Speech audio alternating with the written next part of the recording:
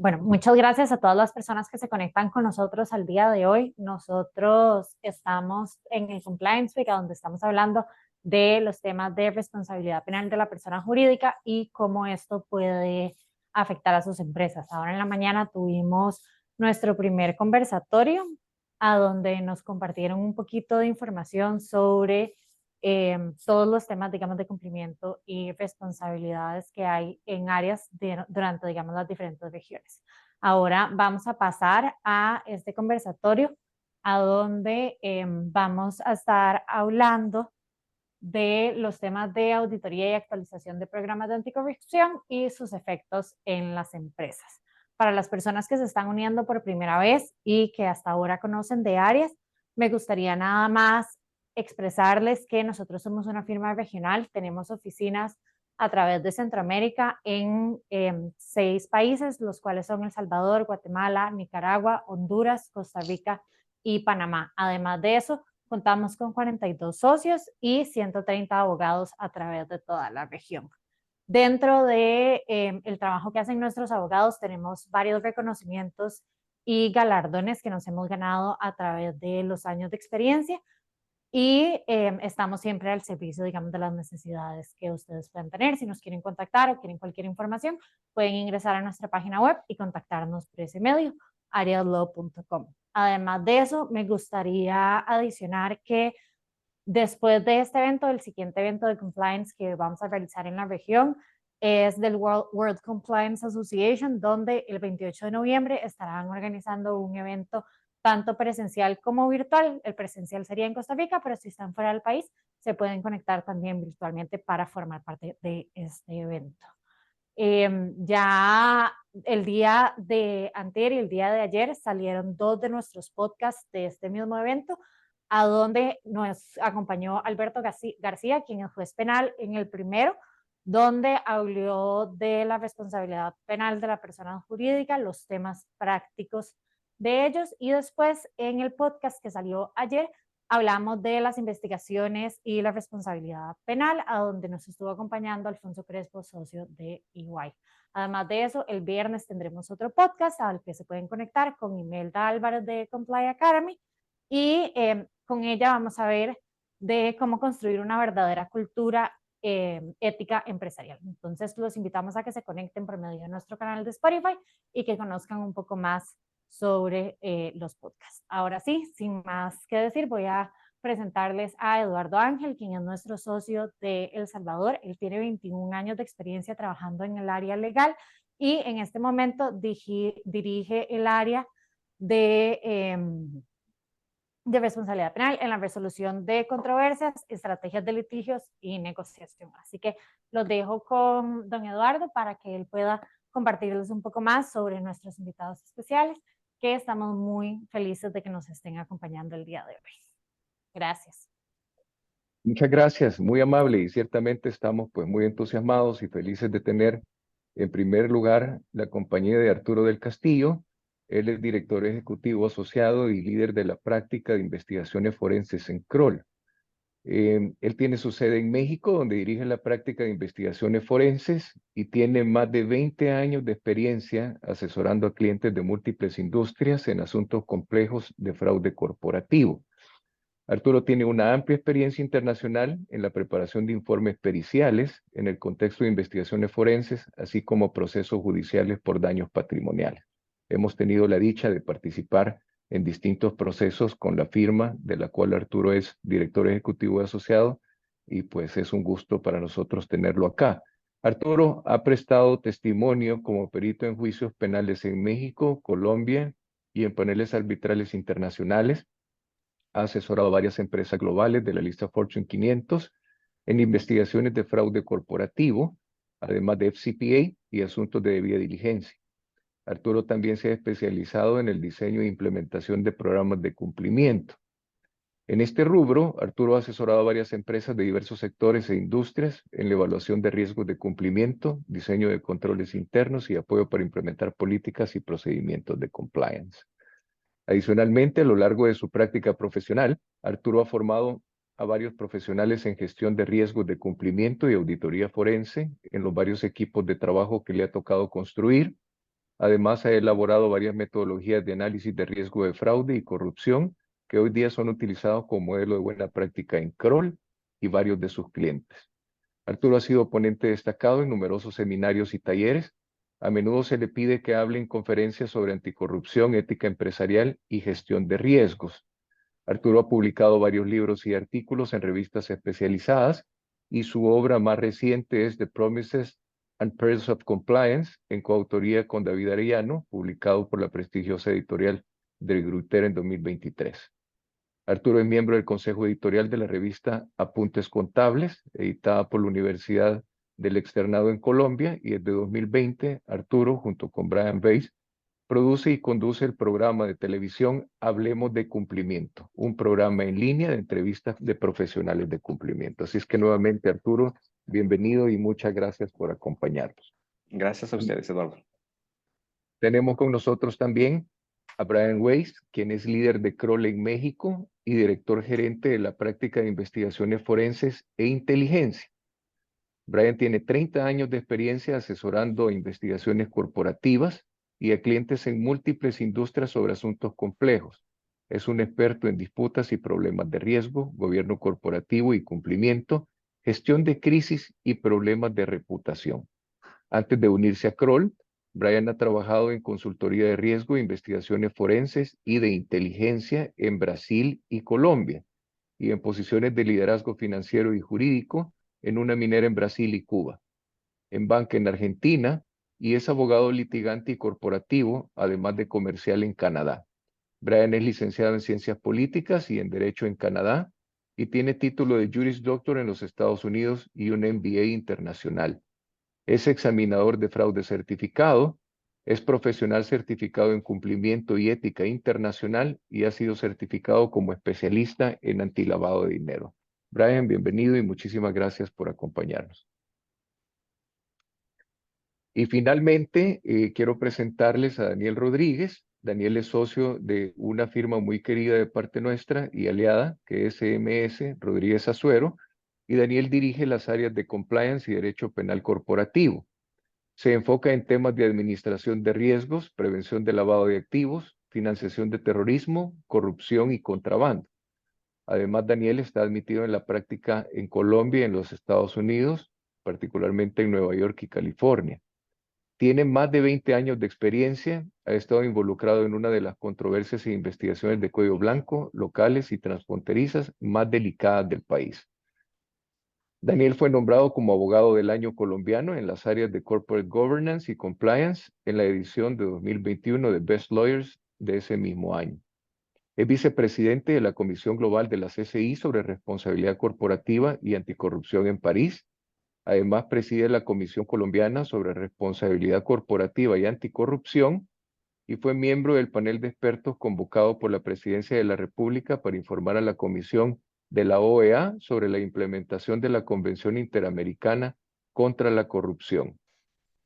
Daniel además fue miembro del panel de perspectiva de abogados y académicos colombianos convocados por el Gobierno Nacional para responder ante el Comité Evaluador de la OCDE para verificar el cumplimiento de dicha organización acerca de la Convención para combatir el soborno de funcionarios públicos extranjeros en transacciones comerciales internacionales. Además, es expresidente del Comité de Seguridad y Gestión de Riesgo de la AmCham y es miembro del capítulo colombiano de la World Compliance Association. Así es que muy bienvenido, Daniel, y muchísimas gracias por acompañarnos en esta oportunidad. Bueno, caballeros, tal vez, y para ponernos ya en contexto y entrar en materia, quisiera tal vez, Arturo, pudieras comentarnos algo bien básico y nos pudieras explicar qué son y para qué es que sirven los programas de compliance en materia de anticorrupción. Con todo gusto, Eduardo. Primero que nada, un placer estar con ustedes y poder compartir este panel con mis queridos amigos y colegas Brian, Daniel. Así que un verdadero placer. Sobre esta pregunta que me haces, bueno, yo diría que los programas de compliance anticorrupción son en realidad el resultado de una evolución bastante compleja y bastante interesante sobre de cómo las compañías y sobre las organizaciones han venido tratando de resolver ese gran problema que implica la corrupción en todas sus esferas desde el punto de vista de los negocios. En ese sentido, yo diría que los programas de compliance, anticorrupción, son en buena medida el compendio o el armado coherente y lógico de una serie de mecanismos a un nivel de prevención, de detección y de respuesta a los riesgos de corrupción que lamentablemente todas las organizaciones tienen frente a sí. No importa que la organización esté en el sector bancario o en retail o manufacturera, farmacéutica, no importa el sector, no importa la industria. La experiencia nos ha demostrado que todas las organizaciones se enfrentan ante riesgos de corrupción, entendiendo la corrupción como esa posibilidad o esa situación en donde potencialmente la organización se vea implicada en un pago de sobornos, por ejemplo, a algún funcionario de gobierno, por hablar solamente de la corrupción pública. Y en ese sentido, los programas de compliance lo que intentan es justamente o intentan servir para que la organización gestione de mejor manera esos riesgos de corrupción. Repito, desde el ángulo de la prevención, es decir, implementando una serie de controles internos al interior de la organización que le permita mitigar esos riesgos, tratar de disuadir la materialización de esos riesgos dentro de las organizaciones. A nivel de detección, es decir, una vez que lastimosamente no sirvió la prevención y que alguno de esos riesgos se ha materializado, es decir, que se está cometiendo o que se está en un esquema de potencial corrupción, pues detectarlo para poderlo investigar puntualmente. Y en una tercera dimensión de la respuesta, cómo responder ante esa situación, cuáles los protocolos a seguir, cuál es la ruta crítica en la toma de decisiones que debería de tomar en cuenta una compañía cuando se ve expuesta o se ve ya comprometida en una situación de potencial corrupción. Eso es, digamos, a muy grosso modo, ¿no? Lo que yo podría decir de qué son y para qué sirven los programas de compliance anticorrupción, pero claramente ese es un mundo y una discusión muy amplia, muy compleja, pero digamos, para dar, digamos, los primeros pincelazos, yo ahí lo pondría, en esa tesitura. No sé si mis colegas quisieran aquí ahondar o abordar algún otro tema, pero me parece que eso plantea básicamente lo que son y para qué sirven los programas de compliance anticorrupción. Fabuloso, muchas gracias, Arturo. Daniel, aprovechando tal vez la muy, creo que extensa y clara explicación que nos dio Arturo, pero tratar de descomplejizar este concepto, me surge bastante y quisiera escuchar tus comentarios acerca de si los programas de compliance anticorrupción son una respuesta a las normas legislativas o de cualquier otra fuente que exigen que las sociedades o los sujetos obligados, como les mencionan algunas legislaciones, deban de contar con estos programas. O en realidad tú ves que esto nació como una medida preventiva justamente para tratar de evitar tener una contingencia legal que pueda derivar de una inobservancia de normas básicas de compliance. ¿Cómo ves tú esta simbiosis de buena práctica preventiva o de una acción, dijéramos, reactiva a la creación de normas? ¿Cómo ves esta simbiosis, si es que se puede entender de esta manera?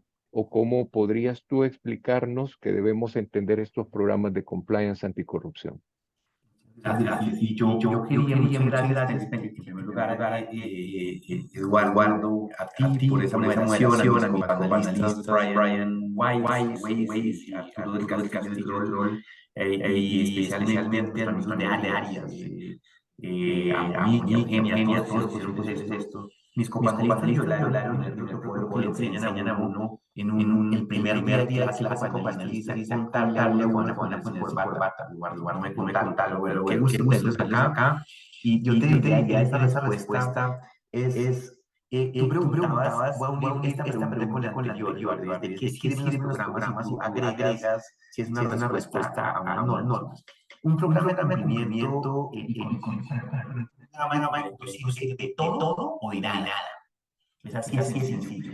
Y eso explica porque hay compañías, Eduardo, que jamás en su vida nadie se ha preguntado por lo que es un sistema de cumplimiento y nunca han incurrido en un acto de corrupción. Y otras que tienen programas de cumplimiento sofisticadísimos como Odebrecht, que lo presento yo en una clase de doctorado, la presento como un ejemplo de clase de lo que es un programa de cumplimiento bien hecho. Era la compañía más corrupta de América Latina, sistemáticamente. Y entonces digamos que sirva o no un programa de cumplimiento depende solo de un elemento y se llama cultura. Es decir, un programa de cumplimiento requiere cultura para que funcione. Y eso me ayuda a tu pregunta, digamos que yo te diría que un programa de cumplimiento de cualquier tipo que hoy además luego en un programa de cumplimiento en materia de corrupción debe atender, digamos, entender la compañía y sus otros riesgos. Por ejemplo, el tema de datos, el tema de lavado de activos, el tema, etcétera. Se volvió un tema de los yo diría que debería ser una respuesta a una necesidad de mitigar y administrar riesgos, no de cumplir con unas normas. Dicho eso, tengo que aceptar que yo que fui parte de la comisión que se nombró para que Colombia entrara a la OCDE con el presidente Santos, uno de los temas era el tema de corrupción, y yo creo que realmente es fundamental que haya ciertas normas que pongan ciertas exigencias, porque eso lo que hace es que se va creando una cultura anticorrupción, antilavado, antilegalidad, porque las compañías que están obligadas tienen que implementar, y ellas a su turno terminan siendo unos influencers, ahora que es una palabra tan moda para los hijos. Porque cuando hay una compañía de Brian que mencionaba de las Fortune 500 que operan, no las grandes de México, pues Centroamérica, Colombia, esas compañías obligadas terminan haciendo directamente que todo el ecosistema a su alrededor, proveedores, clientes, terminen obligados por eso. Así que ahí termino, para no extender más, y me quedé que tratar de quitar. Perdón, Daniel, se escucha un poco eco cuando estás hablando. No sé si hay algo que puedes hacer para ajustar tu conexión. Gracias, Brian, por la advertencia. Vamos a escribirle a Daniel a ver si puede revisar el tema de su micrófono. Y muchas gracias, Daniel. Brian, con base en tu experiencia, esa cultura que menciona Daniel, ¿por dónde es que debemos de empezar? ¿Qué es lo básico para tratar de promover al interno de una entidad una cultura de cumplimiento que lleve a la generación de buenas prácticas, de políticas o de cumplimiento de las normas antilavado? ¿Qué es para ti lo básico para poder fomentar esa cultura que al final pues resulta en programas de prevención antilavado? Gracias, Eduardo. Y igual como dijo Daniel y Arturo, estoy muy feliz de estar con ustedes. Agradezco mucho a Arias por la invitación y de estar en el panel con mis colegas aquí. Yo tengo una visión de compliance dentro de un marco un poco mayor, que es el marco de manejo de riesgo, gestión de riesgo. Y creo que esa cultura de manejar compliance hay que verlo de dos maneras o desde dos fuentes. Una fuente es la idea de integridad, ¿no? Que cualquier organización, cualquier empresa quiere comunicar y quiere asegurar que actúa con integridad y que todos dentro de su organización actúan con integridad. Y la otra perspectiva es lo de gestión de riesgos. ¿A qué sirve un programa de compliance? Realmente es una manera de gestionar el riesgo de no compliance o de incurrir en alguna actividad ilícito o no ético, ¿no? Entonces, ¿de dónde viene eso? Realmente, y todos lo hemos escuchado, ese tone from the top, tiene que venir desde el inicio de la empresa, desde de arriba de la empresa, ¿no? Desde el inicio y desde arriba. Tiene que ser, lo ideal sería que está dentro de los valores principales de la empresa y que sea comunicado constantemente por el consejo o los dueños o lo que sea el máximo autoridad en la empresa a través también del consejo de dirección o del CEO, de los directores más seniors y a través de todos los rangos de los líderes en la organización hasta el líder de, si es una manufacturera, el shop floor, ¿no? O si es una compañía que tiene ventas, el director de ventas, el supervisor de ventas, etc. Realmente es importante que esa cultura de compliance viene no solamente desde arriba, pero también se infiltra en todos los niveles de dirección y de liderazgo dentro de la empresa y que sea incorporado en los documentos de la empresa, siendo bueno, me imagino que más adelante vamos a hablar de políticas, procedimientos, puntos de referencia para incentivos, para, en el peor caso, para disciplinarias, etcétera, ¿no? Entonces, ahí está todo lo de creación de la cultura. Tiene que estar infiltrado en todos los aspectos de la empresa. Fabuloso, muchas gracias. Y por lo que estoy escuchando, esa acción de hacer permear estas directrices o esta cultura de cumplimiento tiene que iniciar sin duda en la más alta gerencia, en la más alta administración, bajo el principio del tone on the top. Pero hablabas también de otro concepto, Brian, que es la gestión de riesgo. Arturo, ¿tú puedes anticiparnos, por favor, cómo es que yo logro medir el riesgo en una empresa? Es decir, cómo es que logro, dijéramos, aislar actividades que probablemente puedan representar un riesgo mínimo, exiguo o invalorable, o cómo puedo en realidad valorar que existen actividades dentro del desarrollo del giro ordinario de una empresa que pueden significar un riesgo, por decirlo, más elevado que otras actividades.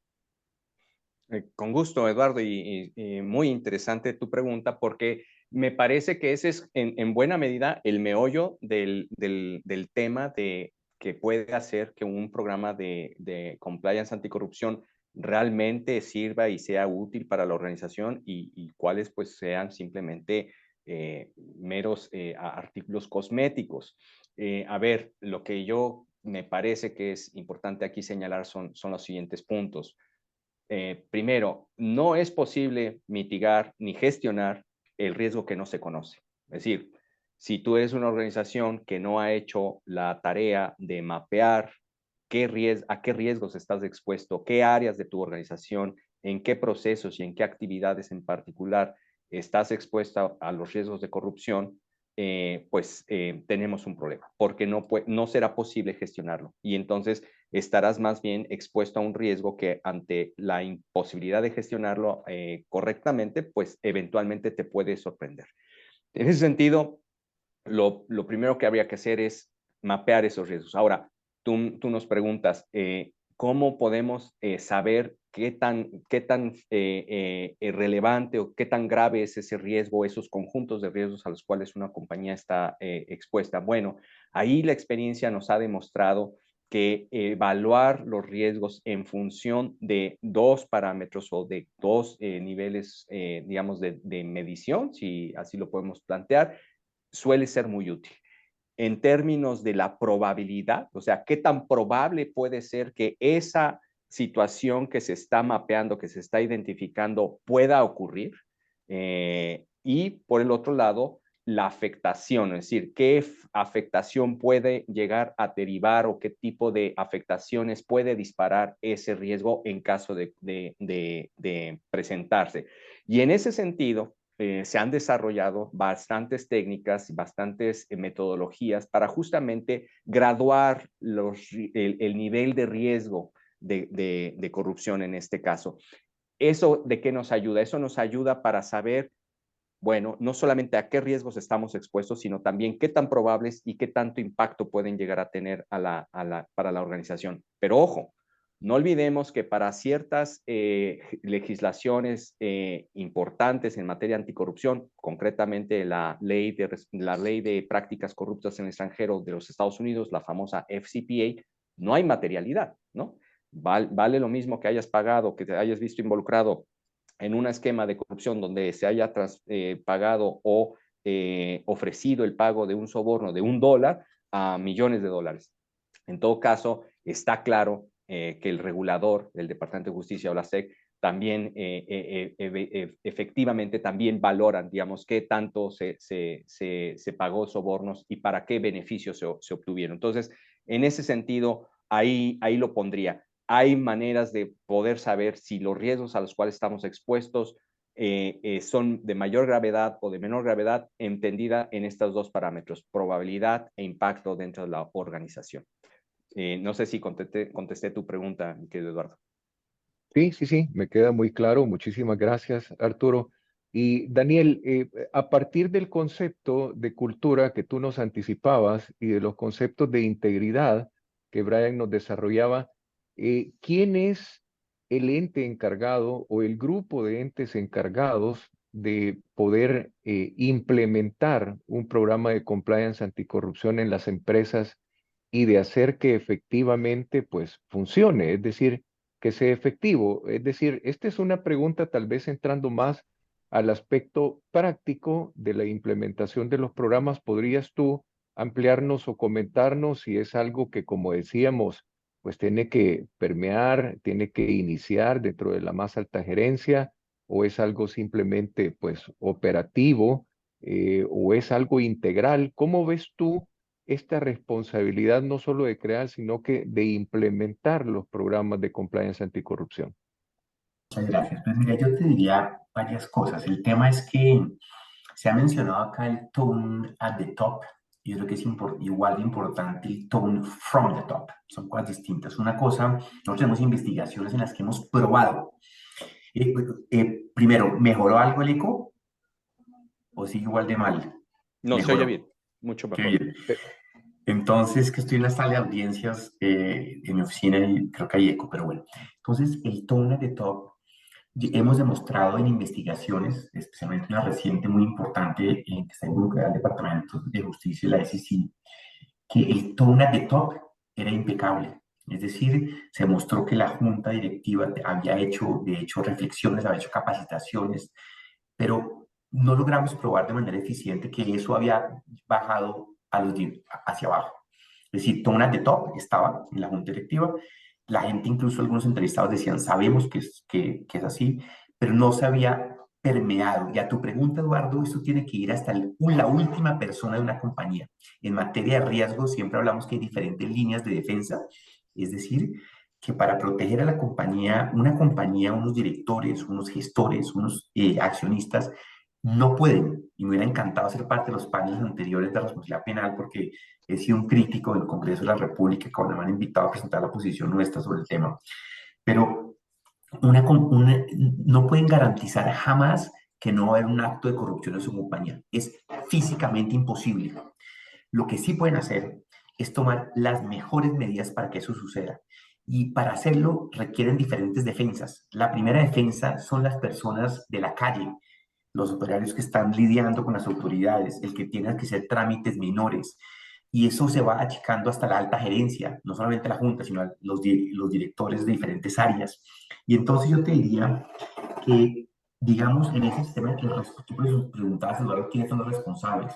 Los responsables son todos. Los responsables son desde los accionistas, la junta directiva o el máximo órgano, digamos, suele jugar un papel muy importante acá para darle apoyo a quien representa la compañía, al área de cumplimiento, con mucha autonomía, pero tiene que asegurarse que eso llega a todas las personas de la compañía, que son todos responsables. Yo te diría eso como una respuesta. Uno no puede tener, por ejemplo, políticas que le apliquen a las áreas de venta en que tengan bonos e incentivos perversos para temas de corrupción.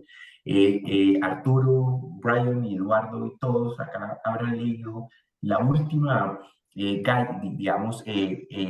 guideline del Departamento de Justicia que salió en marzo del 2023 en materia de clawback. Es una de las dos últimas, digamos, novedades. El tema de clawback es una de ellas. Y es evidente que la alta dirección tiene que permitir que los incentivos de los funcionarios, desde los más pequeños, sean los correctos para asegurarse que ellos mismos eviten el tema de corrupción. No sé si respondo a tu pregunta. Sí, perfectamente. Muchas gracias, Daniel. Ahora, Brian, si todas las personas que están dentro de la empresa son responsables para poder hacer efectivos estos programas de compliance anticorrupción que eventualmente se puedan ir generando, ¿por qué es importante auditarlos y, si fuera el caso, actualizarlos dentro de la empresa? Es decir, si todos somos los encargados dentro de una organización y conocemos los planes, ¿de dónde surge la necesidad de auditarlos y actualizarlos? Muy bien, Eduardo, buena pregunta y quisiera tal vez llevar la conversación un poco más a los elementos prácticos, ¿no? ¿Cómo funciona un programa? Bien, como mencionó Daniel, tiene que ser a través de toda la organización. Todos en la compañía o la organización tienen que seguir implementando, promocionar el compliance. Pero en términos, digamos, el mecanismo, cómo se hace. Muchas veces ¿Cómo le va? muchas veces en el... No sé qué le pasa a mi teléfono, está loco. ¿Será que puede venir, porfa? Perdón, creo que tenemos un micrófono abierto. Abierto, sí. Hay como tres funciones o tres mecanismos para implantar un programa de compliance. Uno es quién está responsable, quién es responsable para el día a día de asegurar que está cumpliendo la empresa. Y eso es esencialmente, como mencionó Daniel, es todos en la empresa, ¿no? Los que están en el campo, los que están en la fábrica, los que están en la dirección, etcétera.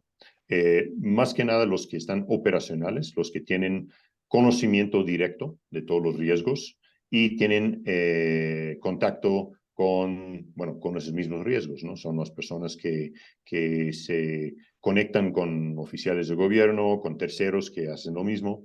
Son ellos realmente que tienen que implementarlo.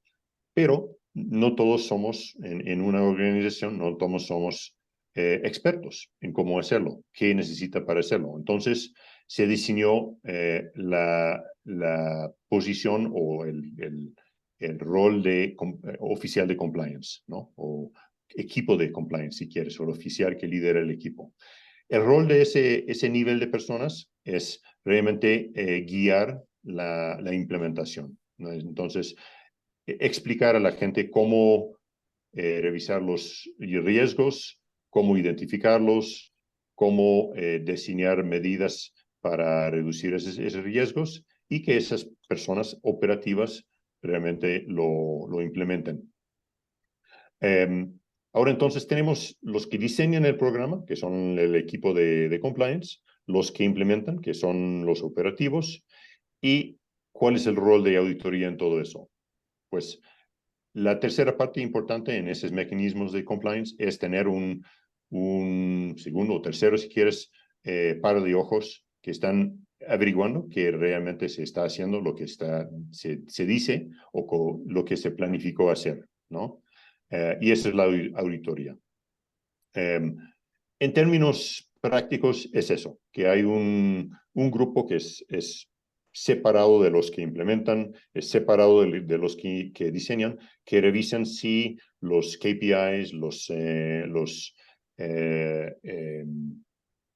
sé cómo decir KPIs en español, los indicadores de éxito, de estrategia, son correctos y si están siendo seguidos y cumplidos tal como dice, bueno, parte del programa de compliance es el monitoreo y el reportaje de los resultados, ¿no? Entonces, ahí está el rol de auditoría. Otro asunto o otro motivo para auditoría es que realmente es lo que nos requieren las autoridades que fiscalizan la parte de anticorrupción. Y yo estoy pensando específicamente porque hay, digamos, más texto sobre eso, el DOJ, ¿no? Y el DOJ en sus indicaciones de cómo evaluar un programa de compliance menciona específicamente la auditoría como un aspecto importante en eso, como un aspecto, una vista tercera o a veces se habla de los 3 niveles de protección, ¿no? El primer nivel, que es el operativo, el segundo nivel, que es el grupo de compliance, y el tercer nivel, que es están checando que todo está siguiendo tal como dicen que están siguiendo. Y dentro de el guía del DOJ, que es un guía esencialmente dirigido a los fiscales del DOJ, para guiarles en cómo evaluar si una compañía que está siendo investigado o que ya se encontró que hubo un problema, tenía un programa de compliance efectivo en el momento de que surgió un problema y también en el momento en que se está decidiendo cuál sería la pena, ¿no? Cuál sería la penalidad. Dentro de eso, se menciona varias cosas sobre la auditoría que necesitan, que deberían estar buscando, pero realmente que sea algo que responde a la pregunta principal del DOJ y también que debería ser de cualquier compañía o organización, es si el programa de compliance realmente es efectivo, si en la práctica realmente está preveniendo, está disminuyendo los riesgos de corrupción. Y eso al final del día es el rol de auditoría, tanto como los otros 2 niveles que mencioné. Perfecto, muchas gracias. Yo creo que sí, nos has anticipado en buena medida la respuesta a nuestra próxima pregunta y tal vez, Arturo, retomando que existen esencialmente 2 grupos principales encargados de poder dar forma o de poder, dijéramos, hacer efectivo un programa de compliance anticorrupción, que es el grupo que diseña estos programas y el grupo que lo implementa, que en algunos casos pueden coincidir o no dentro de las funciones dentro de la empresa y llevando la plática también a un plano muy pragmático. ¿Qué es lo que se espera, Arturo, además de lo que nos ha anticipado Brian, de una auditoría de los programas de compliance anticorrupción? Y tal vez antes de cederte nuevamente la palabra, Arturo, invito a todas las personas que nos acompañan, a todos nuestros invitados, a que si fuera surgiendo alguna pregunta de las intervenciones de los panelistas, pues no duden en escribirle en nuestro chat y pues al finalizar sus intervenciones con mucho gusto las abordamos. Así es que por favor, Arturo, adelante repitiendo la pregunta en términos muy prácticos, ¿qué es lo que esperamos de una auditoría a los programas de compliance anticorrupción? No de los programas en sí, sino que de la auditoría que se pueda hacer esos programas. Claro, con gusto, Eduardo. Nuevamente una pregunta sumamente importante. A ver, una organización que realmente asume con responsabilidad y con la seriedad que merece el tema de la anticorrupción y que se somete a sus propios procedimientos de autoevaluación, es decir, de auditoría de los programas de anticorrupción, ¿qué se esperaría de ellos? Bueno, yo lo resumiría en lo siguiente. Primero, identificar aquello que no está funcionando, ¿no? O aquello que en papel pareciera que está establecido, pero que no está operando efectivamente o que no está realmente conforme a lo que se ha planificado que debería de funcionar. Eso es lo más importante, que le pueda decir al equipo operativo, al equipo encargado de ejecutar el procedimiento, el mecanismo que se está evaluando, oye, esto no está sirviendo. Y no está sirviendo por estas y estas y estas razones, de tal suerte que el equipo operativo tenga la posibilidad de poder mejorarlo, de poder ajustar, de poderlo, digamos, llevarlo o calibrarlo de tal manera que realmente sea efectivo. Eso es quizás lo más importante. El segundo punto que se esperaría de una auditoría es que le pudiera decir de manera objetiva a la organización, esto en realidad nos ha estado ayudando a prevenir este tipo de problemas. Es decir, la auditoría también puede ayudar y en buena medida sirve para poder advertirle a la organización qué tipo de problemas se han podido poder evitar. Y eso es muy importante y muy valorado, sobre todo a la hora de poder sido reclamado por el Departamento de Justicia o algún regulador y poder demostrar que efectivamente el informe, el programa de anticorrupción es realmente efectivo. Y para eso es muy importante que la evaluación o la auditoría que se le haga al programa también pueda identificar o pueda decir algo sobre qué tipo de problemas se han podido presentar. Y el tercer elemento que se espera de una auditoría del programa de cumplimiento anticorrupción es que también pueda decirle a la organización aquellos elementos que están puestos y que están sirviendo adecuadamente. Es decir, ya decía yo que es importante que diga qué es lo que no está sirviendo, pero también es importante decir lo que sí está sirviendo y por qué, y entender por qué está sirviendo adecuadamente. Muchas veces cuando estamos en las organizaciones y en las organizaciones entra algún ánimo, algún aire de reforma, de cambio, que siempre son bienvenidos, pero cuando esos vientos de cambio no tienen foco o no están particularmente enterados de lo que sí está funcionando en la organización, pueden perderse esas buenas prácticas. También hay que decirlo, en ocasiones las organizaciones entran en escenarios, entran en situaciones de corrupción y antes no lo estaban haciendo porque tal vez hicieron un cambio al interior de la organización que los descobijó, por decirlo así, los desarmó. Hay también en las reformas y en los cambios organizacionales, también hay que saber no solo lo que no sirve, sino también lo que sí sirve. Y yo creo que en esos tres temas dejaría yo para qué sirven las auditorías a los programas de anticorrupción. Yo no sé si puedo también agregar algo sobre esos dos, que Eduardo, para comentarios. Mira, se hace una pregunta de un asistente anónimo que me estaba regañando por el eco y le pido excusas con razón. Y pregunta si es más aconsejable que el equipo de auditoría del programa de compliance, gracias, sea externo o a la organización. Y yo les quería tal vez mencionar, lo primero coincido en su totalidad con los comentarios que han hecho todos. En materia de auditoría, al igual que sucede con la mayoría de las respuestas en materia de compliance, no hay fórmulas mágicas, hay suma de esfuerzos y medidas. Y en materia de auditoría no es la excepción, sucede lo mismo.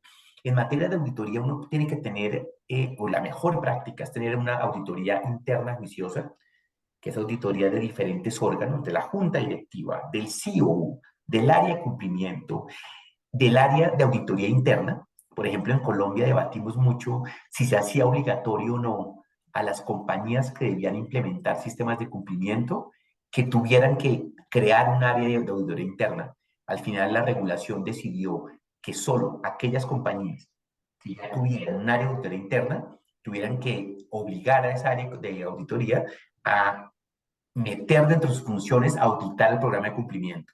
Esos son los internos, digamos, y ahí, digamos, es importante en esto entender que la auditoría interna debe ser verdaderamente independiente de las otras áreas, en el sentido, no puede ser posible que yo sea juez y parte, es decir, Eduardo, no puede ser posible, queridos oyentes todos, que yo tenga en el área de auditoría interna al mismo que implementa el sistema, porque es muy fácil decir que se hizo bien la tarea, ahí tiene que haber independencia.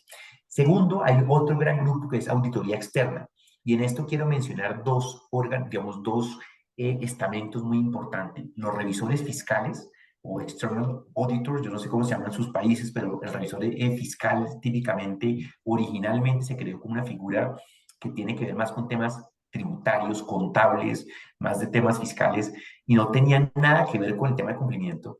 Y en algunos países se les ha colgado la función, se les exige que reporten irregularidades. En Colombia, por ejemplo, desde 1990 se le exige a los auditores externos, al revisor fiscal que se llama en Colombia, se le exige reportar irregularidades a las autoridades internas y externas. ¿Qué quiere decir internas? A la junta directiva, al CEO, y adicionalmente tiene que acudir a las autoridades externas. Desde el 90, el año pasado, hubo una nueva reforma, Eduardo, que les exige unos reportes impresionantes y unas sanciones muy importantes a quien no lo haga. Y hay temas de confidencialidad, hay una cantidad de temas que se me... Pero el otro de los externos, para separar los internos, que son igual de importantes todos, son las autoridades. Y ahí las autoridades juegan un papel muy importante, y voy a terminar con esto, y es que la mejor receta para que haya una cultura de legalidad de corrupción se llama enforcement. No existe una mejor medida. En Colombia, como les dije, yo participé en ese grupo de expertos que nombró el Gobierno Nacional para la entrada a la OCDE, y nos regañaron hace 2 años, un regaño peor que el que me hace acá nuestro asistente por el micrófono, y le dijeron a Colombia que habíamos logrado tener la regulación impecable que requeríamos. Es decir, estamos en el estándar mundial de regulación, igual que Dinamarca o Suiza, bueno, no, igual que Suiza, igual que Estados Unidos, el Reino Unido y Francia, pero el enforcement era vergonzoso, Eduardo. Entonces, ¿qué es lo que pasa? Si no hay enforcement, pues entonces puede haber normas, y en países en los cuales la impunidad es vergonzosa, ¿cierto? Como los de toda América Latina, desde México a Brasil, pues más normas no son la solución. Tenemos que agregar enforcement. Entonces las autoridades juegan un papel muy importante en la auditoría de los sistemas por esa vía. Y ahí parte. Muchísimas gracias, Daniel. Ya nos anticipaba pues el último de los temas con el que vamos a ir cerrando las intervenciones. Arturo, hablabas mucho del auditor cuando nos explicabas qué era lo que se esperaba justamente de la auditoría de los programas de compliance anticorrupción. En el caso de El Salvador, y pues es la jurisdicción en la que ejerzo, tenemos un instructivo de la Unidad de Investigación Financiera de la Fiscalía General de la República que tiene un nombre bien largo, lo voy a abreviar y me voy a quedar con el instructivo de la UIF. Y ese instructivo se creó inicialmente en 2013, luego pues se reemplazó por otro instructivo en octubre de 2021, y de este instructivo pues mucha expectativa creó el hecho de las auditorías que se disponían en el instructivo deberían de realizarse en cuanto a que si debería de ser un auditor interno o un auditor externo. Esta duda no se disipó sino hasta el mes pasado, en septiembre de este año, particularmente el día 12, cuando se publicó por parte de la Unidad de Investigación Financiera ciertas reformas a este instructivo. Y se dispuso pues ahora con claridad que a quien corresponde, con base a riesgo, evaluar el cumplimiento de las normas y políticas es al auditor interno. Sin embargo, la figura del auditor externo no es una figura que lealmente sea vinculante o exigible a todas las sociedades, y se dijo que en caso de no existir un auditor interno, entonces lo debería de hacer el auditor externo a través de una carta dirigida a la gerencia. Al mismo tiempo, se incorporó que el auditor externo, y esta sí es una obligación para la auditoría externa de cada sociedad, debería de incluir en sus planes anuales de trabajo la evaluación y la gestión de prevención e informar a la alta gerencia sobre hallazgos. Es decir, en el caso nuestro, tenemos, dijéramos, una figura supletoria, que en caso de no existir un auditor interno, pues se descarga en el auditor externo la obligación, y una nueva figura que es la inclusión dentro de los planes anuales de trabajo del informe de auditoría externo acerca del cumplimiento del programa de compliance anticorrupción. Es decir, existe como una mixtura, dijéramos, entre ambos auditores. Sobre la base de tu experiencia, Arturo, ¿nos podés comentar acerca de si esta mixtura podría ser, dijéramos, algo apropiado o algo adecuado en el sentido que se tienen ojos desde adentro y ojos desde afuera, o podría sugerirse o entenderse mejor la imparcialidad de alguien que lo ve desde afuera, que es el auditor externo? ¿O cómo es que se ha manejado la figura de la auditoría de acuerdo a tu experiencia dentro de los países de Latinoamérica? Bien, gracias, Eduardo. Pues nuevamente una pregunta sumamente relevante. A ver, lo que yo diría es lo siguiente. Está claro que mientras existan ojos que miren al programa de anticorrupción y nos digan esos ojos qué tan efectivo y qué se puede mejorar o qué tan efectivo está siendo, pues está muy bien. Si son ojos internos o son ojos externos, digamos, eso es importante, pero digamos lo importante es que haya alguien que esté evaluando. Ahora, dicho esto, lo que creo que es muy importante a tomar en cuenta y a discutir es el concepto de la independencia. ¿Qué tan independiente está haciendo esos ojos? ¿Qué tan independiente están haciendo esos ojos? Porque eso nos va a hablar sobre la validez de su opinión. Yéndonos al tema de la independencia, que eso ha sido siempre un tema muy importante a la hora de, por ejemplo, evaluar quién va a ser nuestro auditor externo. No olvidemos que la auditoría externa, como Daniel ya bien lo ha referido hace unos minutos, normalmente está asociada a un espectro, a un objetivo muy puntual. El auditor externo típicamente es el encargado de mirar la razonabilidad de las cifras financieras, de la contabilidad de una empresa en determinado, para asegurar que los estados financieros de dicha organización pues son razonables, realmente reflejan la realidad económica de la compañía. Ese es el origen o el motivo fundamental del auditor externo. En el camino se le han venido sumando otras responsabilidades, otras funciones. Esas otras responsabilidades, otras funciones, lo que hay que hacer o hay que ser muy puntillosos es en la independencia. Muchas veces el auditor externo pudiera también funcionar como consultor en algunos aspectos. Y esas dobles cachuchas son las que hay que tener cuidado de que la independencia no se pierda. Porque una vez que nuestro auditor, es decir, con los ojos, el espejo con el que nos estamos mirando, pierde credibilidad porque no es independiente, tenemos un problema. Tenemos un problema no solamente desde una perspectiva operativa, sino más grave en un momento dado, desde un nivel reputacional, para unos y para otros, tanto para el que juega los roles del auditor como para el que juega el rol de compañía, de organización. Entonces, yo creería que ahí va un poco la respuesta.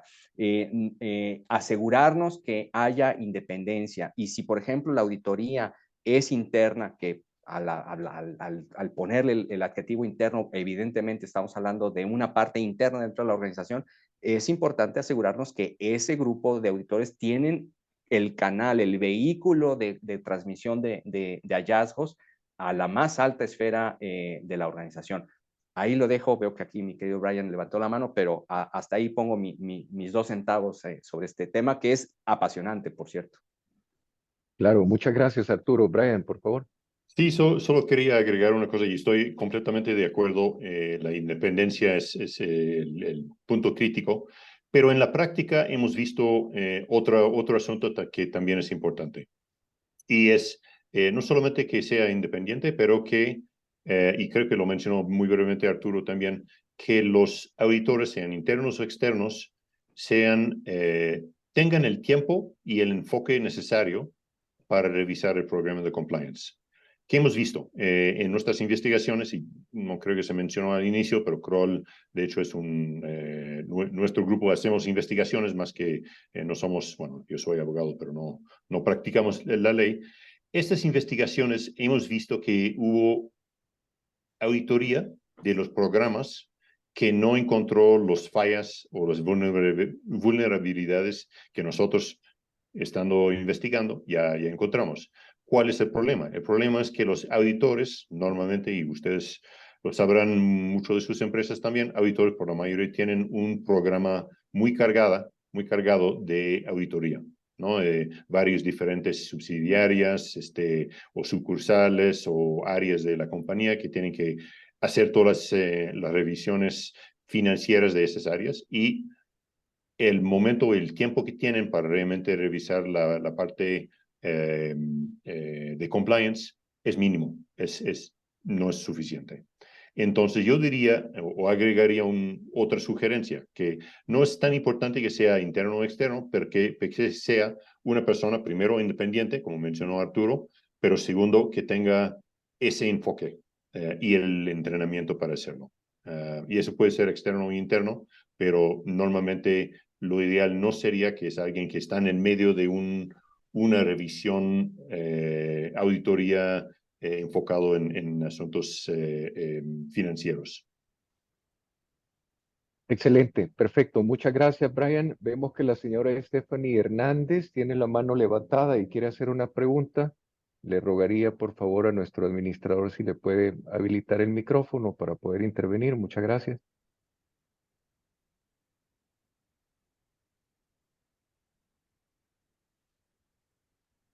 Listo, Stephanie, micrófono activado.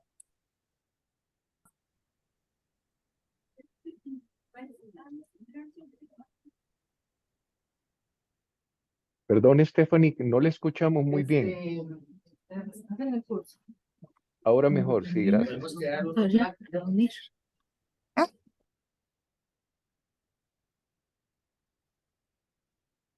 Quizás mejor que lo haga por escrito y así. Sí, creo Exacto. que la perdimos. De acuerdo. Bueno, vamos a darle un segundo mientras vemos si formula. Creo que abandonó la sesión. Bueno, creo que estamos al filo del tiempo. Yo tal vez me llevaría como conclusión sobre este último de los temas, que definitivamente no hay mejor alternativa que entre más ojos se tengan sobre el control de la empresa, pues mejor se pueden prevenir los riesgos, lo que me lleva a concluir que en la medida de que estos riesgos puedan ser, además de evaluados y controlados por parte de un auditor interno como por parte de un auditor externo, pues en este caso resulta ser mejor. Quería finalizar pues con este tema, salvo que alguno de los panelistas tuviera otro comentario.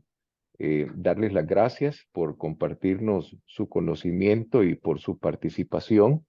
Pedirles a todos nuestros invitados que cualquier consulta que puedan tener, pues ya las direcciones a donde las puedan formular, se las hemos anticipado. Pueden contactarnos directamente a nuestros queridos amigos de CMS, a nuestros apreciados colegas de Kroll o a Arias. Estamos pues aquí para servirles e invitarles a que continúen participando dentro del resto de sesiones del Compliance Week. Es un tema muy fascinante, muy interesante y sobre todo creo que es de obligado conocimiento para poder prevenir cualquier riesgo de la empresa, ¿verdad? Me despido de todos ustedes en nombre de nuestros panelistas y de nuestros organizadores de este evento y esperamos poderlos tener en lo que resta de la semana. Así es que muchísimas gracias y que estén todos bien. Eduardo, gracias. Muchas gracias. Muchas gracias. Un gran Hasta placer. luego. A Gracias. todos los amigos de Arias, gracias. Chao, chao. Hasta luego. Hasta luego. Muchísimas gracias a todos por conectarse. Con esto finalizamos el día de hoy la exposición. Mañana nos estaremos conectando igual a partir de las 8 de la mañana con el primer conversatorio a donde nos van a estar acompañando nuestra firma amiga de Holland & Knight. Y después de eso vamos a tener un round table a donde vamos a poder hablar un poco más de las investigaciones internas. Y después, el último conversatorio de este evento lo vamos a realizar a partir de las 10 de la mañana y nos van a estar acompañando nuestros amigos de Compliance Metrics de Chile, a donde nos van a presentar un poco de información sobre la nueva ley penal que está pasando en el país de ellos y cómo eso nos puede afectar a nosotros en la región. Así que los invito a que se conecten con nosotros el día de mañana. Muchas gracias por conectarse hoy. Igual como nos estaba mencionando, si tienen alguna consulta o alguna duda, nos pueden contactar por medio de las páginas web de nuestras firmas. Muchas gracias a todos.